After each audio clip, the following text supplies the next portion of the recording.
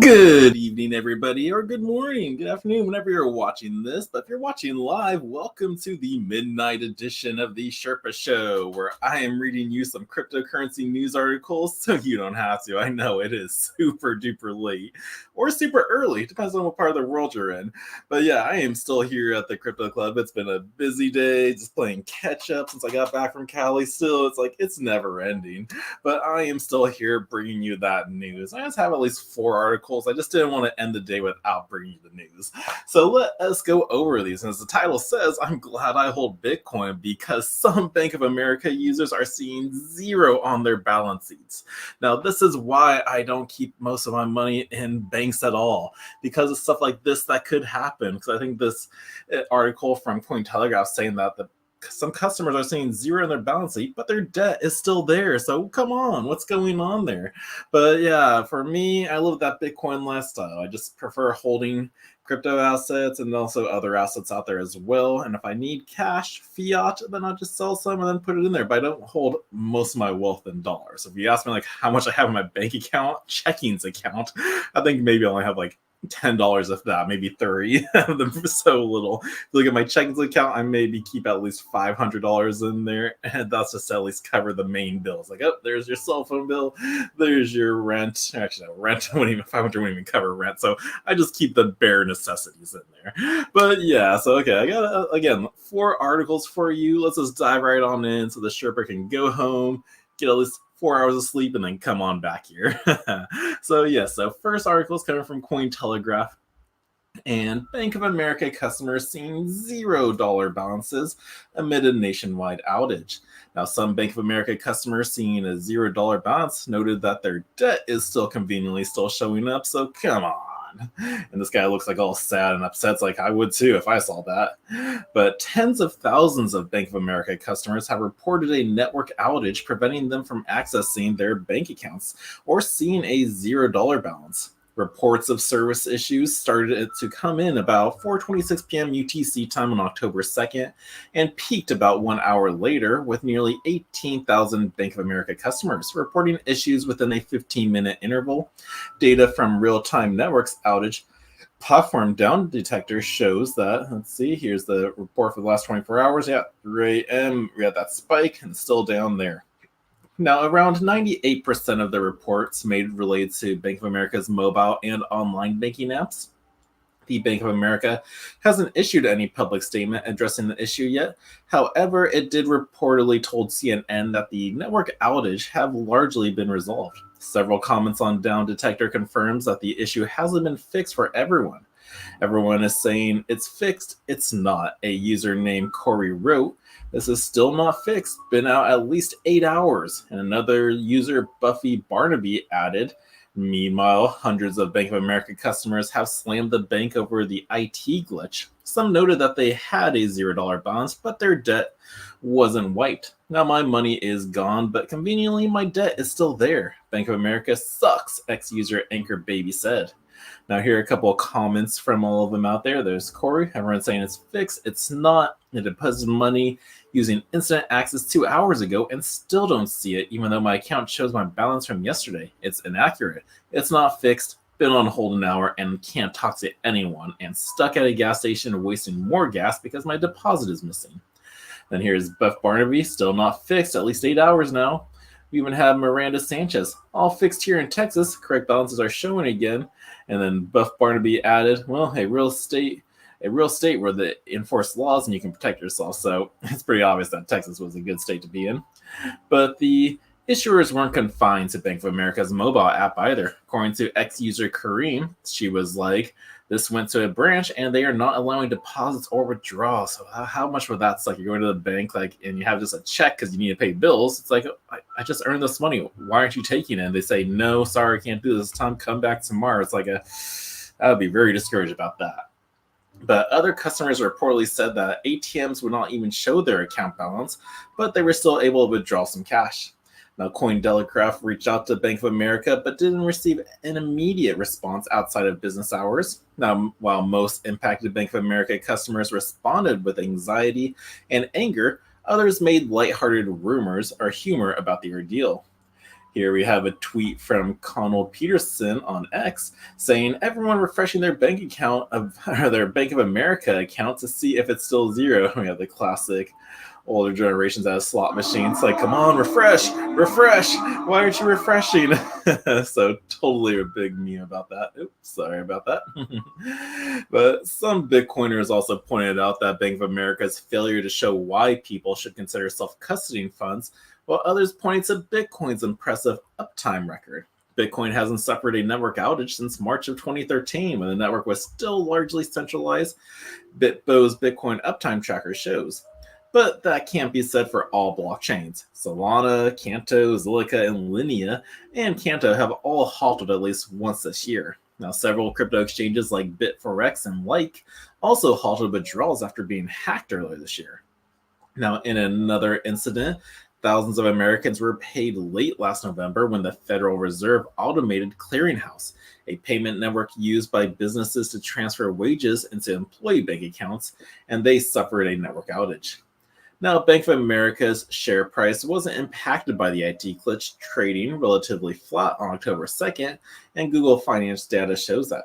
Now, the BAC's shares price also withstood $338 million worth of sell orders from Warren Buffett's Berkshire Hathaway between September 30th and October 2nd, said Bloomberg reported.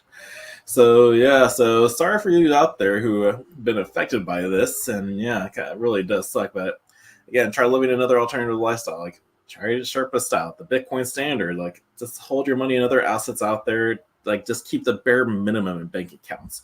And again, like I always quote Michael Saylor when he says, like, who's like trying to save paper, cash, dollars, like who does that? It's the poor people who do that. So yeah, try to take some advice from some of these wealthy people out there. But yeah, so sorry Bank of America users who are seeing zero balances. Hopefully it is fully fixed out there. And yeah, so I'm glad I'm holding Bitcoin, so hopefully you are too. So yes, that is our first article we have for you. And speaking about Bitcoin, I think the Argentinian vice president is discussing Bitcoin with El Salvador. So yes, this is our next article for you. So yeah, the Argentinian vice president discusses the Bitcoin with them. There they are right there on stage. But Argentina Vice President and Senate President Victoria Villarreal held a private meeting about Bitcoin with El Salvador's President Nayib Bukele during the second days of his first official visit to Argentina. Now, on the first day, Bukele met with Argentine President Javier Milei at Casa Rosada in Buenos Aires, as well as President of the Chamber of Deputies, Martin Menem, and the President of the Supreme Court of Justice, Horacio Rosati. Now, the Bitcoin Treasury. Will Argentina follow El Salvador's lead? I don't know. Hopefully, that'd be a good sign if they did. But within the meeting, Bukele and Milei topics such as energy, trade, and security were officially discussed, but there was no press conference or official statement, and the meeting between Vice President Villarreal and Bukele extended beyond general diplomacy, focusing on intensively Bitcoin and its integration into national financial systems.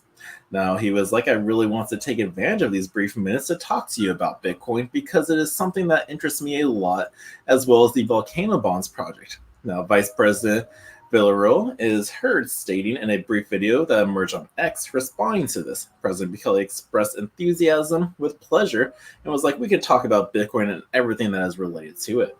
Now, here is that post from Bitcoin Magazine showing that Argentine Vice President talks with El Salvador's president. Let's see how long this video is. Maybe we can play it. That's about a minute and 37 seconds. We're going to play the full thing. But yeah, so here they are meeting at the chamber. Let's try to fast forward a little bit. Okay, so they're discussing it. Looks like they're having a good time. And yeah, so they look like they had a great time discussing it. So, Now, the talk also delved into operational and regulatory frameworks necessary for crypto assets.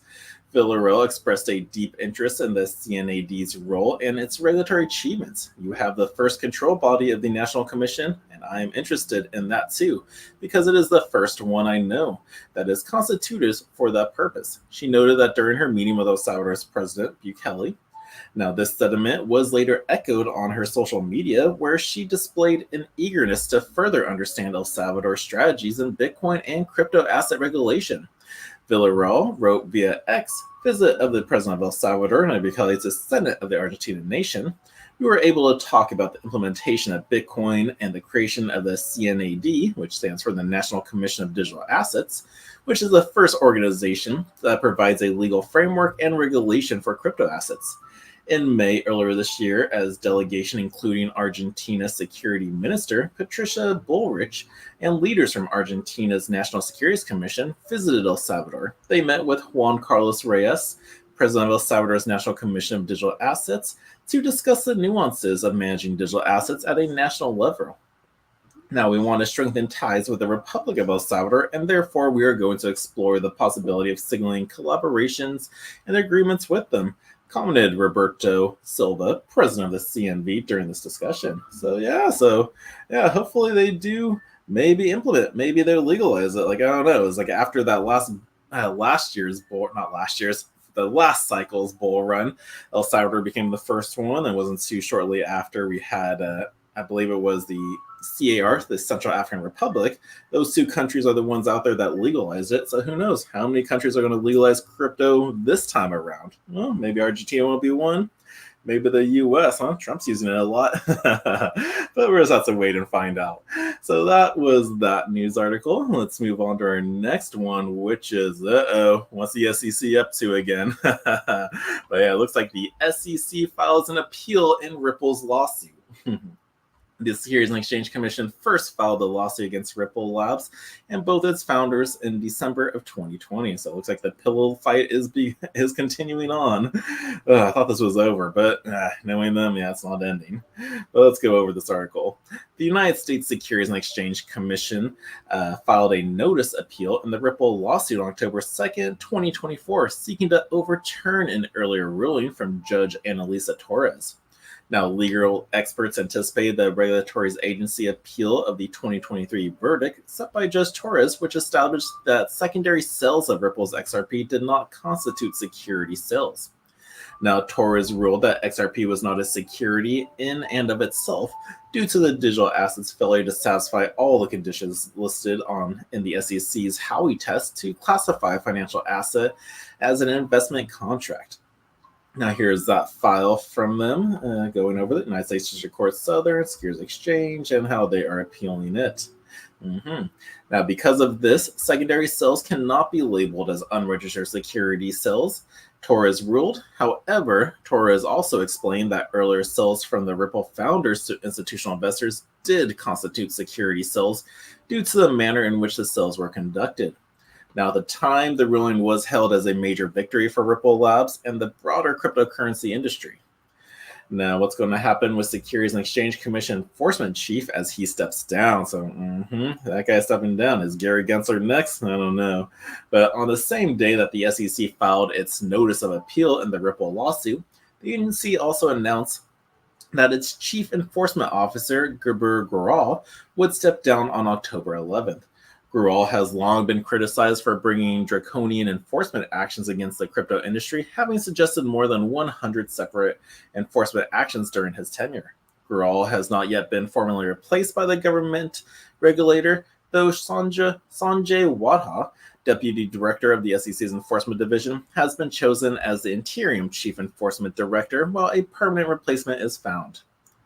Now, Bitwise also files for XRP ETF Trust. I covered this article yesterday, and I did separate it for you. So if you want to read that, you can. Don't really need to go over this filing right there. But yeah, so there was a lot of XRP news going on. Who was it again? The Exchange Commission Enforcement Chief steps down, and then now we got the SEC trying to appeal their previous ruling case out there. So how did this even affect Ripple's price? So let's take a look at that really fast. What did happen? Let's see, did we go up? Did we go down? XRP, we were down. Okay, so this news kind of did really affect it a little bit. Down 10% in the last 24 hours. So Ripple is at 53 cents right now. Whee, crazy. But yeah, so that's the Ripple news for you. And yeah, we'll see where things go right there. There's good news, there's bad news, and that's just Ripple for you. So let's move on to our final news article of the evening because I got to get out of here. But if you want some cheap WorldCoin tokens, I believe FTX Estate is to auction them of their 22.3 million locked WorldCoin tokens at a discount. The bidding will start on October 9th, and the accepted bids will be announced the following day. So again, if you want some world coins at a cheap price, try to get in that bid, but who knows? I doubt it's open to the public. Well, yes, let's go through this article, learn a little bit more about it. The FTX estate is preparing to auction off 22.4 million locked world coins tokens worth approximately $33.7 million in its effort to recover funds for creditors affected by the company's bankruptcy.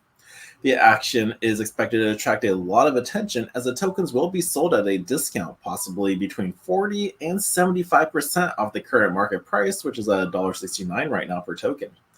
Now, interesting bidders will submit their offers by 8 p.m. Eastern Time on Wednesday, and notifications about accepted bids will be communicated on Thursday. Now, this auction offers an opportunity for buyers who want to purchase their entire 22.3 million tokens in one go.